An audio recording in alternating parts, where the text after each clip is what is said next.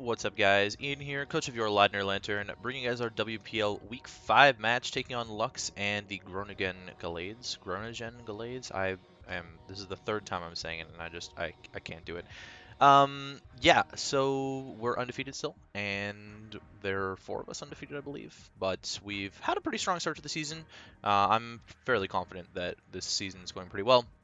This matchup looks pretty good to me, so let's get into what Lux has. So he's got Celesteela, Sylveon, Araquanid, Serena, Minior, Komala, Mega Medicham, Xurkitree, Salamence, Palossand, and Delphox. I wasn't expecting the Minior or the Delphox, and they're both there. I'm actually really surprised to see the Minior, less surprised to see the Delphox, because I think Delphox can cover Sylveon getting walled by the Registeel. But I'm really surprised to see the Minior. I talked about this in the team builder. It's kind of ass against me, and I'm running the Aqua Jet on Primarina for it, as well as a Revenge Killing tool, as well as the Cellarrock on the Lycanroc, and Lycanroc has an amazing matchup. The only thing that resists Stone Edge on his team is Palossand. It can absolutely obliterate so much stuff with Choice Band and Stone Edge. It's just very useful against this team. Again, I mentioned that in the builder. Mega Medicham and Palossand were his only Stone Edge answers, and he didn't even bring Mega Medicham, which had a really good matchup against me. I'm actually really surprised to see the Mega Medicham on the bench. It kind of just like slapped my ass with Ice Punch, High Jump Kick, Zen Headbutt, just obliterated me. Everything except the Reuniclus, which I had to build specifically for the Mega Medicham. Reuniclus looks like complete trash this game, especially my Reuniclus set is just complete garbage. A Calm Mind set would be a lot more effective and would definitely be able to take on this team really effectively. Actually, a Calm Mind Reuniclus would have been a much better option. But instead I'm bringing Regenerator Fizz-Def, which is just so weird. This is what I get for building like last minute. It is what it is because we have such different time zones. We had to battle today to be on time for this week, but I just didn't think about this enough, and I'm regretting not putting as much time into this build.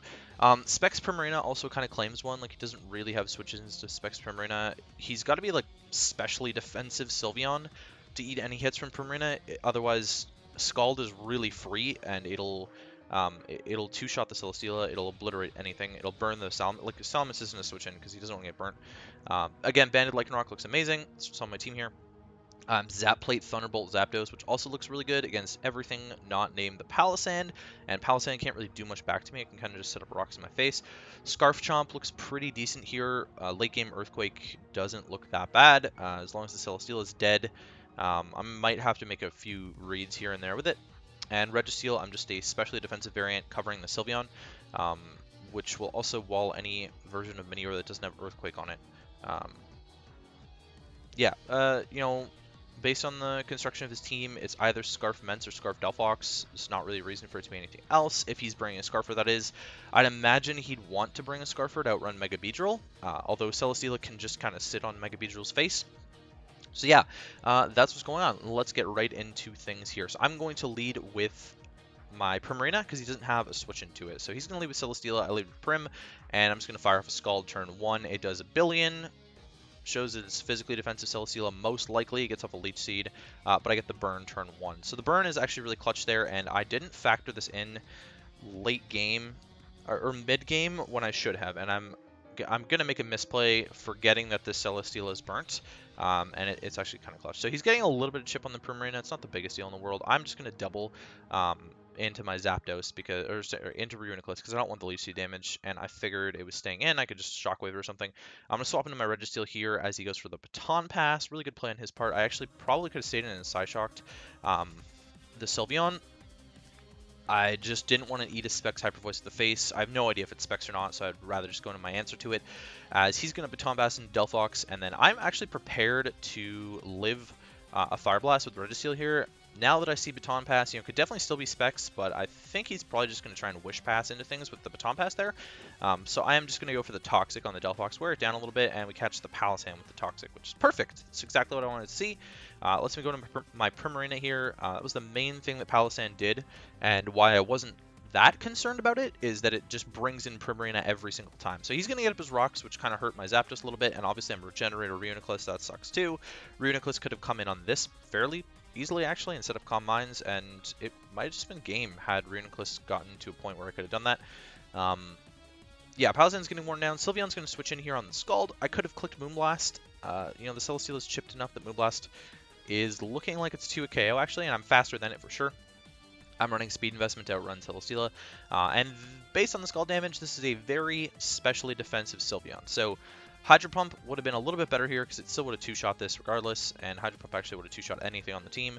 I'm just going to go for the extra damage as he throws up a Wish, gets to 40%. He's living every single time right here, so he's actually going to make the play and go for the Hyper Voice as I swap into my Zapdos. So Zapdos was a ballsy read here on the Protect, just because I wanted to put a little bit of pressure on him, and it's going to end up costing me a little bit here as I'm roosting, but his Hyper Voice is still doing a lot.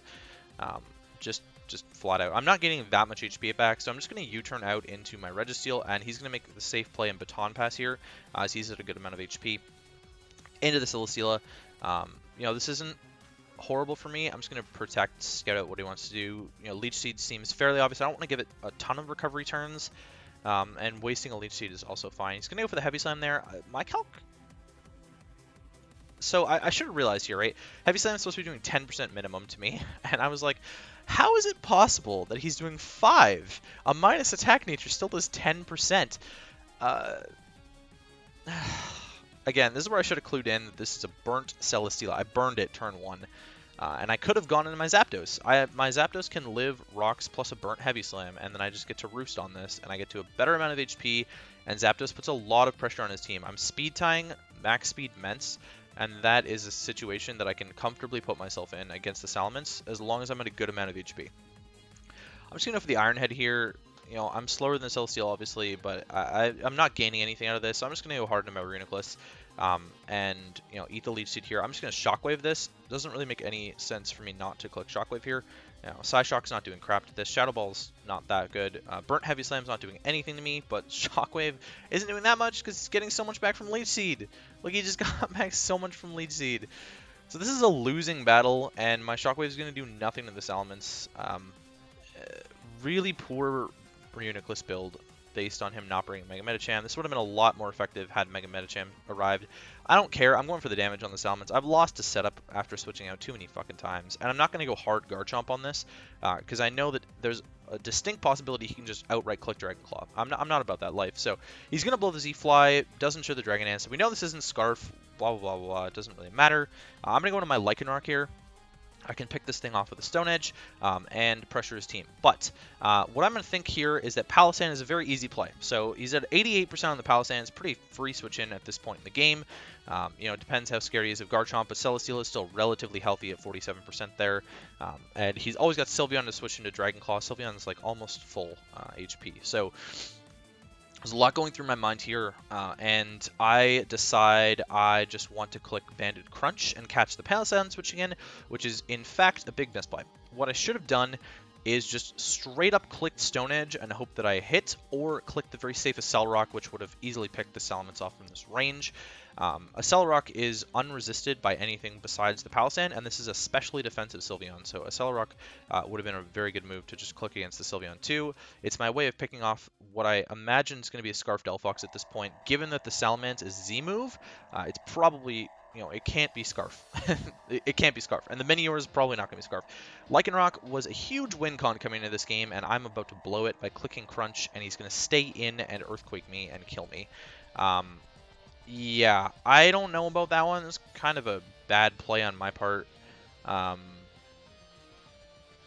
It was a bad read on my part. It was a risky play on his part in the sense that he gets punished very easily for staying in with Salamence, but it was a very low-risk play in reality because he wasn't going to get punished for staying in with it. Salamence looked pretty bad against my team as well. Against what I had left, Salamence was pretty shit. And honestly, just overall, Salamence didn't look that good against my team in the first place. Z-Fly probably a nice nuke for the Beware. You know, we've seen Fly and Earthquake, so it's probably got Dragon Claw as the last move. I'm just going to come in with Garchomp and click Poison Jab. There's no reason for me not to just click Poison Jab here. It's going to kill the Salamence from that range, and he catches me with the Palosan switch in. So he goes into Palosan this time. You know, Dragon Claw would have been fine. I was trying to catch the Sylveon switching in on Dragon Claw. So he's going to go for the Toxic, catch my Primarina. Again, Palosan brings in Primarina, which is nice for me. At this point, I can click Moonblast, which is not going to two-shot the Sylveon. I get a little bit of a low roll, I think, on that one. And so I'm just going to into my Registeel on what I expect to be a Wish or a Hyper Voice. Again, Hyper Voice doing 10% to me. Registeel is designed to take on the Sylveon pretty easily here. I go for the Rocks here as the Delphox switches in, so bad play on my part going for Rocks. I was trying to punish the Salamence and the Minior a little bit, and he's going to burn me with the Fire Blast. So now Ironhead can't kill the Sylveon because I'm burnt, but Delphox is on a timer there with the Toxic. I'm just going to protect, stall at some Fire Blast, see what he wants to do, and get a little bit more toxic damage on him. I'm in a really bad spot to win this game. So my main goal at this point is that I believe Zapdos, if Zapdos can get healthy enough, it's in a fairly decent spot to put in a lot of work. Now the problem is I need to get healthy enough, and I'm sitting at 37% right now. I'm sitting at 12% right now after I come in on Rock. So I need to come in for free, or I need to come in on a Protect from the Celesteela. So that's my goal, is get Zapdos in and get healthy. You know, if Zapdos can go down, then maybe Scarf Garchomp can clean up this game. It doesn't seem that likely with the Sylveon still alive, but it's definitely in my power with the Palisand chipped a little bit with and a Toxic on it. So I'm going to go hard into Garchomp here on the Fire Blast. It's my only Fire Blast resist. Really, I don't want to bring in Primarina on this necessarily either. And now I can threaten this out. I go for the Dragon Claw, and he's actually just going to give up the Celesteela here to an extent. I'm going to go for another Dragon Claw, see if I can get the roll like I did before. No, sorry, I get the exact same roll twice. I get 14%, and he's actually just going to heal back up with the Leech Seed. So now I'm predicting him to go for Protect. He needs Garchomp weakened for Delphox to win the game, or he needs to put himself in a position where he can lock himself in HP Ice if he's got it. So I'm going to go into my Zapdos here. This is a pretty obvious Protect from his point of view.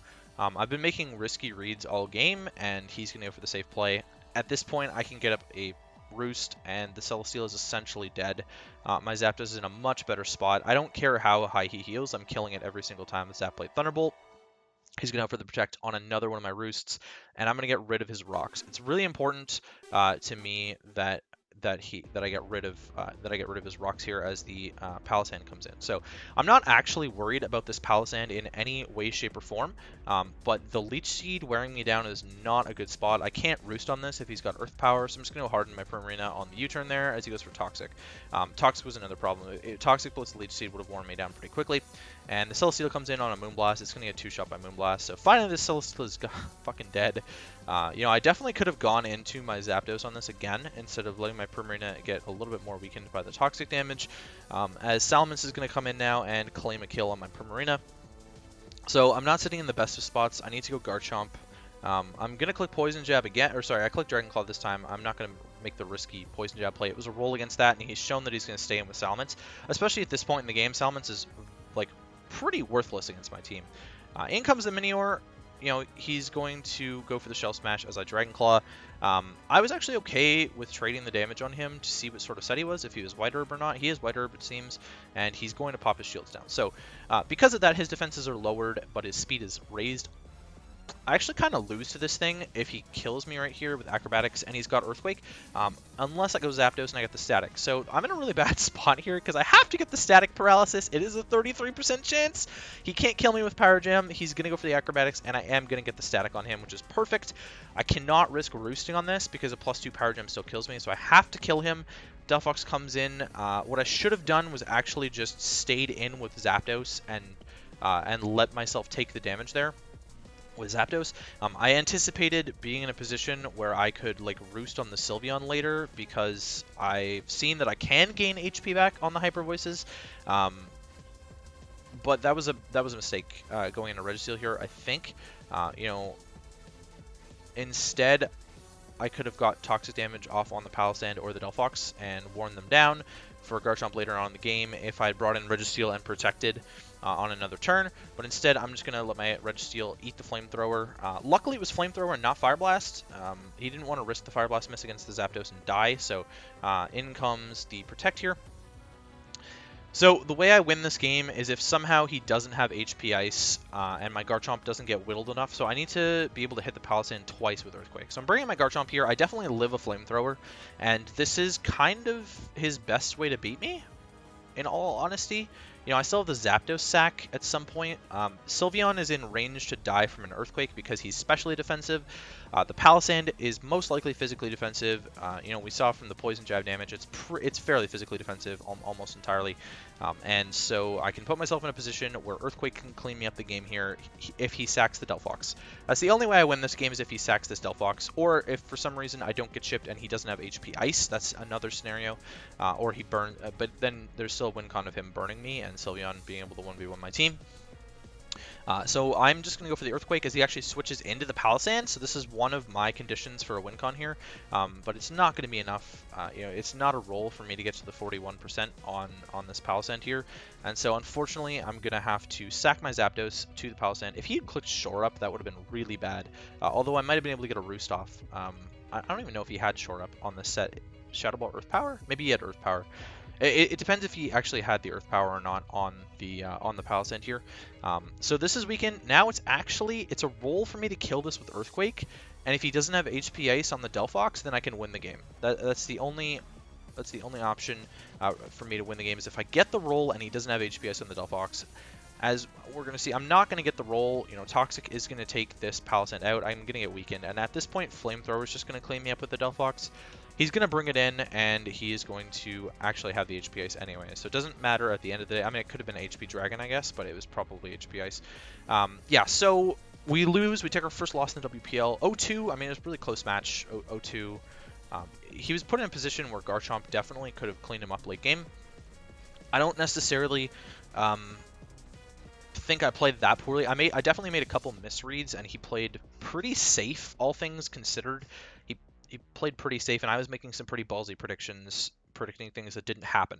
Lycanroc was an amazing win con for me, and it obliterated his team. If he goes Palisand on it, I just go into Primarina and punish him like I could have been doing by spamming Moonblast, because Celesteela was weakened at that point, and Moonblast would have two-shot the Sylveon. I'm outspeeding Sylveon at that point. So if he switches into Sylveon on the Moonblast, that is.